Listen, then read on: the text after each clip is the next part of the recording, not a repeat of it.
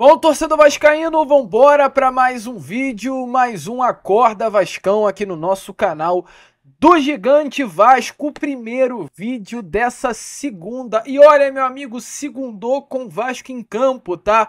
Às 9 horas da noite dessa segunda-feira, dia 28 de outubro, o nosso Cruz Maltino entrará em campo contra o Bahia. Se você sonha com uma Libertadores, hoje é a partida para isso. É jogo de 6 pontos, é confronto direto, é a partida que o Vasco vencendo diminui a distância que hoje é de 6 para 3 do atual sétimo colocado do Campeonato Brasileiro. Ah, Lucas, mas o sétimo colocado, a sétima posição, não dá vaga para a Libertadores. É só o G6. Alô, vascaíno, você aí do outro lado, vamos acordar, meu garoto. Muito provavelmente a final da Libertadores será entre Atlético Mineiro e Botafogo. E temos uma final da Copa do Brasil entre o mesmo Atlético Mineiro contra o Flamengo. Ou seja, se for confirmado nessa semana que a final vai ser Atlético Mineiro e Botafogo da Libertadores, o G7 já será aberto. E ainda tem a possibilidade de ter até G8. Então você, vascaíno, deixa eu te avisar. Se tem G7, o sétimo colocado consegue vaga para a Libertadores. E se o sétimo colocado Bahia, hoje é guerra no Caldeirão. E volto a repetir, é jogo de 6 pontos. Se há uma possibilidade de uma vaga para a Libertadores, passa por essa noite de segunda. E a gente, é claro, vai falar sobre isso, trazer aí todas as novidades. Teremos 2 desfalques gigantescos, né? Infelizmente, para essa partida contra a equipe do Bahia. Tanto o Moura quanto o Verratti não estarão à disposição, mas foi como o próprio Paiva falou. Se é uma partida, que tem desfalques, é uma partida de oportunizar jogadores. E aí que a gente cai no assunto alegria. Alegria, vascaíno. Alegria, porque o garoto Alegria da base pode ganhar uma grande oportunidade para essa partida de hoje contra a equipe do Bahia. A gente até rimou, né? A gente vai falar sobre isso com vocês, que ontem no treino do CT Moacir Barbosa tivemos aí essa grande novidade. Então, meu amigo, vem comigo, cola aqui nesse Acorda Vascão e venha ficar muito bem informado sobre as últimas novidades do nosso Cruz Maltino. Porém, antes de começar o vídeo, antes de deixar todos vocês muito bem informados sobre o nosso Cruz Maltino, como sempre faço aqui no canal, eu quero dar as boas-vindas a todos vocês que estão chegando aqui pela primeira vez. Para quem ainda não me conhece, vascaíno, muito prazer, eu sou o Lucas e você está no canal do Gigante Vasco, o canal do torcedor vascaíno. E é claro, né, Vascão, você que está aí do outro lado e ainda não é um inscrito do nosso canal, pô, vem aqui agora, onde tem essa palavrinha, inscreva-se. Aperte nela e já venha fazer parte da nossa família. Nós contamos muito, cara, com a presença e o apoio de todos vocês. Contamos muito mesmo. A sua presença, a sua participação, o seu like, o seu joinha é de sua importância para fazer com que cada vez mais pessoas possam vir a conhecer o nosso trabalho. Então, não saia desse Acorda Vascão sem se inscrever. Você aí que está indo agora no ônibus, ou no trem, ou no metrô em direção ao seu trabalho, ou já está no seu trabalho, larga o dedo aí nessa palavrinha, inscreva-se e venha fazer parte da nossa família. Show? Fechado? Vambora, sem muita enrolação, falar logo de Vasco. A começar aqui com vocês, primeiramente, esse Acorda Vascão, falando sobre a preparação exatamente para essa partida de hoje, né? Contra a equipe do Bahia. Ontem, como também vai aparecer aí na imagem, o elenco Cruz Maltino ele foi ao CT Moacir Barbosa. Ontem a gente teve uma live, né? A gente comentou muito sobre essa partida já. Até falamos num ditado popular que realmente é muito utilizado, pelo menos aqui no Rio de Janeiro, que o couro comeu no CT Moacir Barbosa, e realmente tem que ser assim. O elenco está muito focado, o elenco está com muita expectativa quanto a uma Libertadores no ano que vem. E essa expectativa ela passa por esse jogo de hoje. É um jogo muito decisivo para qualquer possibilidade que o Vasco tenha de chegar a uma Libertadores. Uma vitória tem que acontecer nessa partida. Até porque, como a gente falou, é um jogo de 6 pontos. O Vasco vencendo diminui a distância de 6 para 3. O Vasco perdendo diminui a distância de 6 para 9. Então, ao meu ver, infelizmente, tá? Um empate ainda deixa com possibilidade de uma Libertadores. Agora, uma derrota para o Bahia, aí, meu amigo, vamos relaxar, vamos pensar em outra coisa, vamos descansar, vamos ficar pelo menos animado com a permanência na Série A, com a possibilidade praticamente certa de uma Sul-Americana no ano que vem, e vamos esquecer a Libertadores. Pelo menos a gente não se frustra. que para chegar a uma Libertadores passa por esse jogo. Perdeu? Esquece. Agora, meu amigo, se vencer também, aí a gente vai à loucura, a gente vai alucinar, a gente vai realmente sonhar com essa Libertadores em 2025. Por isso que o couro comeu ontem no CT. O elenco foi muito focado, tá muito afim, tá muito animado, quer muito essa vaga. O Bahia é um adversário que o Vasco não tem um histórico muito positivo, principalmente pelo técnico que hoje comanda, né, o clube baiano. O Vasco não tem retrospecto, infelizmente, positivo, né, em jogos contra o atual técnico do Bahia, Rogério Ceni. O retrospecto entre Vasco da Gama e Rogério Ceni não é tão bom. O Rogério Ceni, infelizmente, assim, pelo fato de hoje estar treinando o adversário do Vasco, é realmente um treinador muito bom, muito competente, com muitas valências e vai causar dificuldade para esse jogo do Vasco da Gama. O Vasco, sob o comando técnico Ramon Dias, na última temporada, ele até consegue fazer um grande jogo, né, contra o Bahia, do Rogério Ceni também jogando em Salvador, um empate, salvo engano, no placar de 1-1 ou 2-2, onde o Vasco ele poderia ter vencido a partida se não fosse o árbitro. Assim, curiosamente, né? O árbitro suspenso aí ontem. A gente vai falar sobre isso no final do vídeo novamente, vai passar por isso. Mas assim, o Ramon Abate Abel captou o Vasco e Bahia lá no ano passado, que deu um pênalti a favor do Vasco, mas não expulsou o Gilberto. O Gilberto já tinha amarelo, o pênalti marcado era para segundo amarelo. Ele não dá o segundo amarelo, o Gilberto não é expulso, o Vasco acaba empatando o jogo. Foi suspenso. Então, assim, precisa. O Vasco pode ser prejudicado à vontade, mas quando uma outra equipe é prejudicada, aí não tem problema. Isso também é tenso, é complexo, é muito complicado, infelizmente. Mas o Vasco ele tem esse retrospecto desfavorável contra equipes treinadas por Rogério Ceni. O GE ele fez esse levantamento, né? Nos últimos 6 jogos entre Vasco da Gama e as equipes comandadas pelo técnico, tivemos aí um Vasco Fortaleza em 2019, 1-1. Um Cruzeiro e Vasco, 1-0 para o Cruzeiro em 19 também, sob o comando do Ceni. Um Vasco Fortaleza em 2019, o Vasco consegue a vitória, no comando também do Ceni, Fortaleza, é claro. E aí de 2021 para cá tivemos 3 jogos, Flamengo e Vasco 2 vezes, uma vitória do Vasco, 2 vitórias e uma vitória do Flamengo. E tivemos um Bahia e Vasco em 2024. Agora nesse ano, no primeiro turno, onde o Bahia venceu pelo placar de 2-1. Então em 6 confrontos, tivemos aí 3 vitórias do Ceni, ou aliás, 3 vitórias do Ceni, 2 vitórias do Vasco e 1 empate. E aí hoje fica a expectativa se o Vasco conseguirá equilibrar, né, esse retrospecto com uma vitória contra o Fortaleza treinado pelo treinador Rogério Ceni. O Vasco interrompe essa sequência negativa que vinha tendo contra a equipe do Cuiabá, vence aí, né, retrospecto negativo, é claro, no Brasileiro ele é quebrado contra o Cuiabá, reformulando aqui a frase.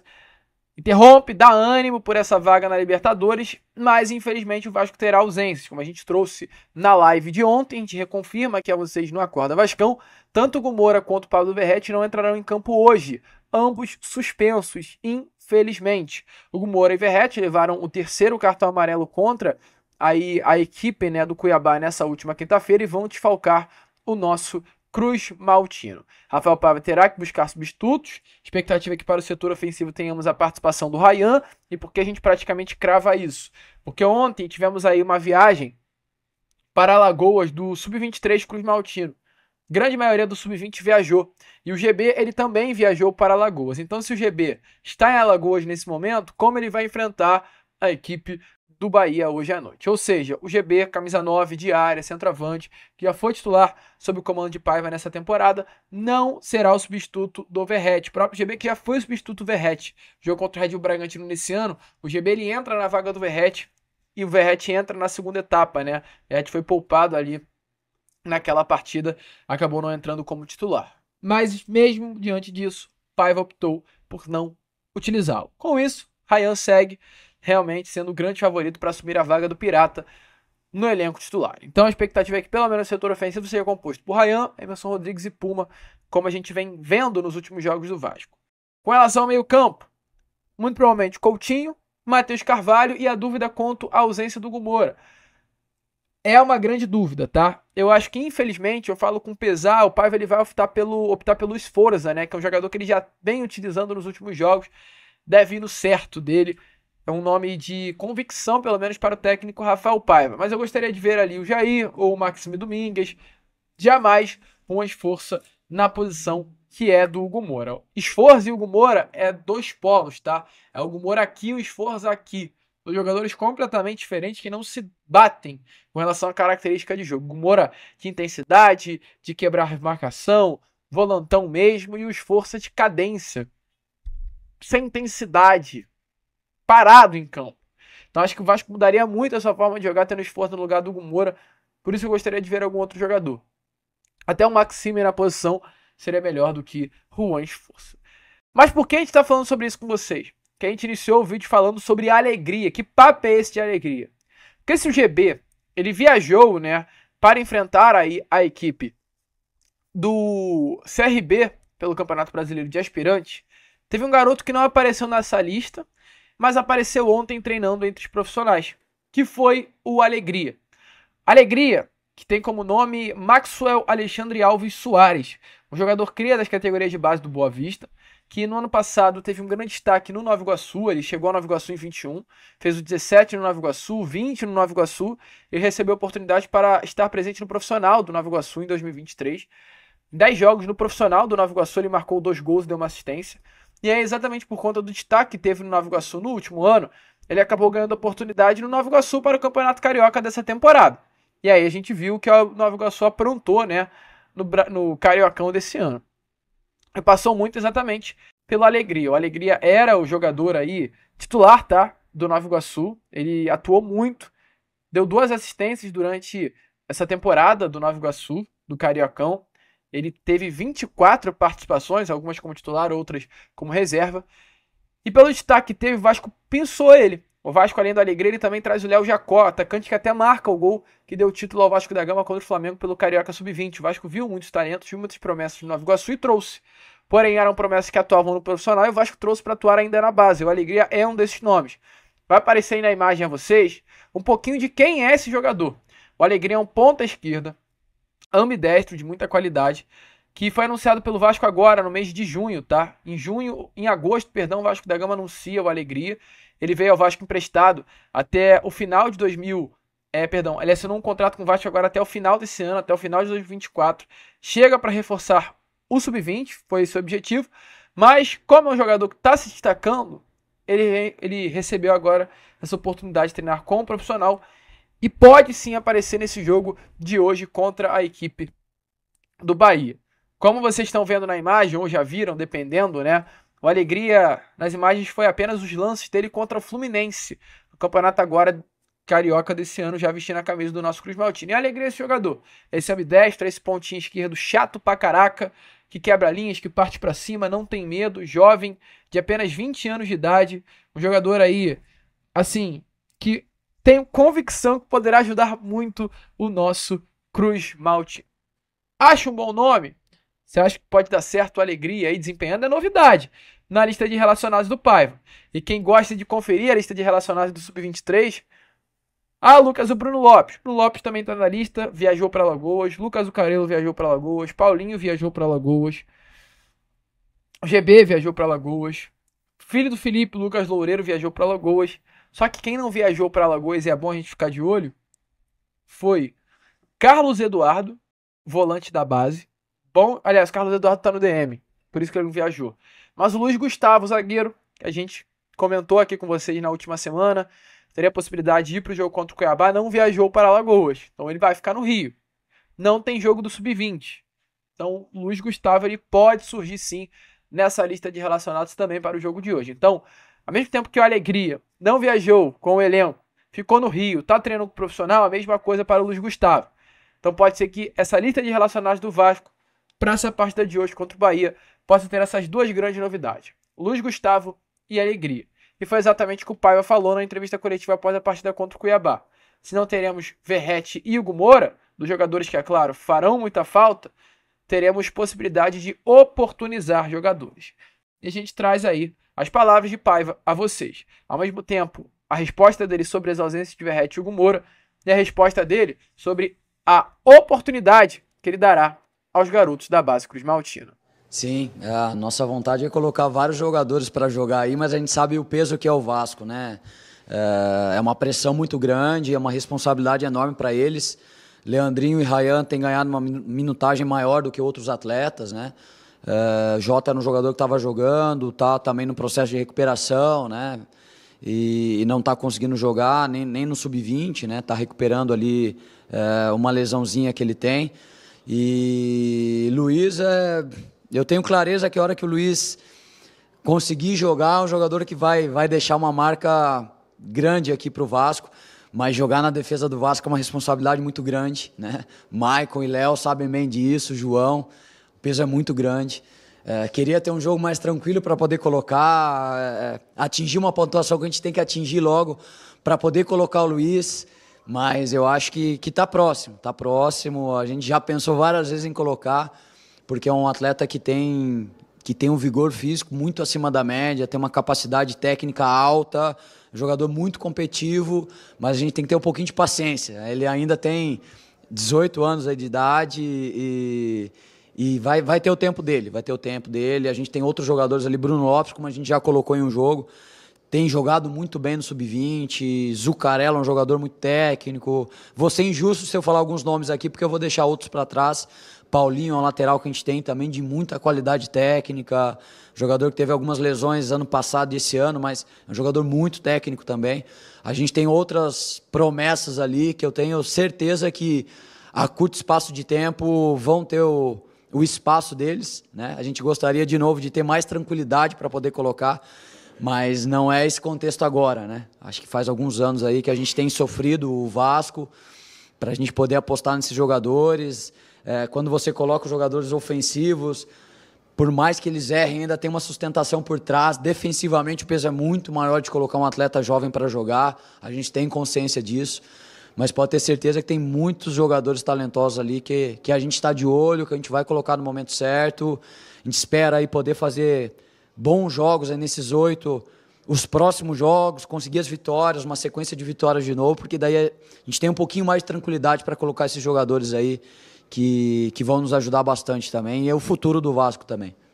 Bom, rapaziada, então como vocês viram aí, né, realmente Paiva poderá dar oportunidade para essa molecada. Eu gostaria muito de ver a Alegria aí dentro de campo, hein? Alegria, porque tem alegria nas pernas, tá? Essa é a realidade. Aí que esse moleque chega, cai pra dentro aí do Bahia hoje, é o grande destaque. A gente tá precisando de ponta. E a gente tem um ponta na base de destaque. Por que não usar no profissional? A mesma coisa que eu falei do Luiz Gustavo. Se o moleque joga na base, gente, é bom, bota pra jogar no profissional. Pelo amor de Deus, vamos parar com essa palhaçada. E pra fechar aqui, né, esse boa noite, esse Acorda Vascão, perdão com vocês, o Acorda Vascão é sagrado, tem que ter muito cuidado. Quero falar aqui sobre questão de arbitragem. A gente ontem passou na live, mas como eu sei que a gente tem um público muito rotativo aqui no nosso canal, eu faço questão de comentar com vocês, né? Rapaziada, infelizmente ontem foi-se confirmado que a CBF, ela afastou 7 árbitros. 7 árbitros em 3 jogos distintos, tá? Tivemos no sábado, na 31ª rodada do Campeonato Brasileiro, 8 partidas acontecendo. Das 8 partidas, 3 partidas foram marcadas por grandes polêmicas, que foram os jogos entre Flamengo e Juventude, Palmeiras e Fortaleza e Vitória e Fluminense. Nesses 3 jogos, tivemos em cada um deles pênaltis marcados. Flamengo e Juventude tivemos um pênalti, Palmeiras e Fortaleza tivemos 2 pênaltis e Vitória e Fluminense tivemos um pênalti. Qual, porém, é a grande questão? O jogo do Flamengo e Juventude, um pênalti inexistente, louco marcado a favor do Flamengo. Jogo Palmeiras e Fortaleza, eu achei que um pênalti foi, o da mão do Pikachu. O outro lance, o primeiro pênalti, eu não vi penalidade máxima, loucura. E o jogo entre Vitória e Fluminense, tivemos um pênalti marcado também meio incoerente, né, por parte aí da arbitragem. Além disso, também no jogo entre Flamengo e Juventude, o Nenê foi expulso por um motivo assim, completamente vergonhoso, louco, para não dizer ao contrário.